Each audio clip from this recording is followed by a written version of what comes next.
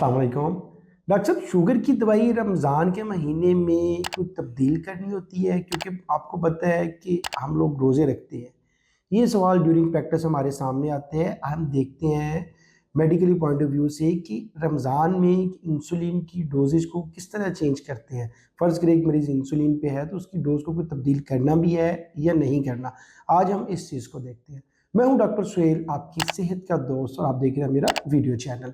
अगर बात की जाए रमज़ान के महीने की, तो इसमें शुगर के मरीज़ों को जो फ़र्ज़ करें इंसुलिन के ऊपर होते हैं, उनकी दवाई को हम मॉडिफ़ाई करते हैं। इसमें 2 चीज़ें सामने आती हैं हमारे पास। एक तो ये होता है कि मरीज़ कह रहा होता है कि डॉक्टर साहब, अफ़्तारी के टाइम इंसुलिन किस वक़्त लगाई जाए? और दूसरा ये कि आया कि इंसुलिन की कोई डोज़ कम करनी है या नहीं करनी? ये 2 चीज़ें हमारे सामने आती हैं।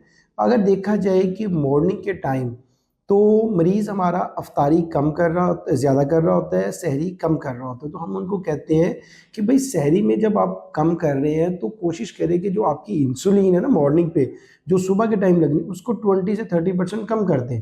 फ़र्ज़ करिए एक मरीज़ 20 यूनिट लगा रहा है इंसुलिन, तो उसे हम कहते हैं कि इसको कम कर दें। इसको 14 टू 16, 14 से 16 यूनिट कर दें, तो वो आसान हो जाएगा आपके लिए, क्योंकि वजह ये होती है कि हम लोग सहरी में कम खाना ले रहे होते हैं। जबकि अफ़्तारी में हम लोग ज़्यादा खाना ले रहे थे, तो अफ़्तारी में उनको समझा दिया जाता है कि इस चीज़ से जो शाम को आपने इंसुलिन लगानी है, उसको कोशिश करें कि वो उतनी ही रहे, लेकिन सहरी वाली इंसुलिन आपकी 20 से 30% कम कर दी जाए। और जो दूसरा सिनेरियो आता है, वो अक्सर हमेशा कहते हैं कि जो हमने खाना खाना होता है, यूजुअली हमारे बहुत सारे मरीज़ ये 70-30 इंसुलिन लगाते हैं, तो वो पूछते हैं आगे कि ये अफ़्तारी के बाद कितनी देर बाद हमने खाना खाना है? तो हम उनको कहते हैं कि जी आप इंसुलिन लगाएँ, पानी से अफ़्तारी करें, और पानी से अफ़्तारी करने के बाद इंसुलिन लगाएँ, उसके बाद कुछ भी थोड़ी बहुत खुराक ले लें, लेकिन जो असल आपने अफ़्तारी करनी है, वो आपने आधा घंटे बाद करनी है, ताकि आपकी शुगर कंट्रोल में रहे।